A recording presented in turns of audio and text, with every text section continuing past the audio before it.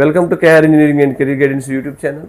మరి ఈరోజు జరిగిన జేఈ మెయిన్స్ రెండవ రోజు మనకు 4వ ఎగ్జామ్ మనకు ఈవినింగ్ షిఫ్ట్ గురించి 4th ఈవినింగ్ షిఫ్ట్ గురించి మనం డిస్కస్ చేసినట్లయితే దీంట్లో మార్నింగ్ షిఫ్ట్స్తో పోలిస్తే ఈవినింగ్ షిఫ్ట్ సులభంగా ఉన్నట్టు విద్యార్థుల యొక్క అభిప్రాయం బట్టి సబ్జెక్ట్ ఎక్స్పర్ట్స్ కూడా తెలియజేశారు.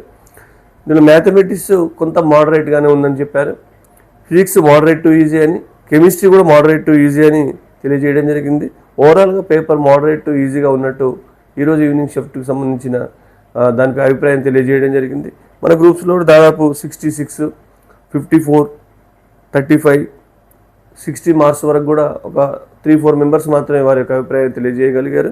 ఓవరాల్గా ఈవినింగ్ షిఫ్ట్లో 38 నుంచి 40 క్వశ్చన్స్ అయితే మెజారిటీ విద్యార్థులు చేయగలిగారు. మరి ఈ షిఫ్ట్లో 99% రావడానికి మనకు ఆల్మోస్ట్ మార్నింగ్ షిఫ్ట్తో పోలితే కొంత ఎక్కువ మార్కులు వస్తాయి. 185 నుంచి 195 మధ్యలో వచ్చిన వాళ్ళకు 99% వచ్చే అవకాశం అయితే ఉంది.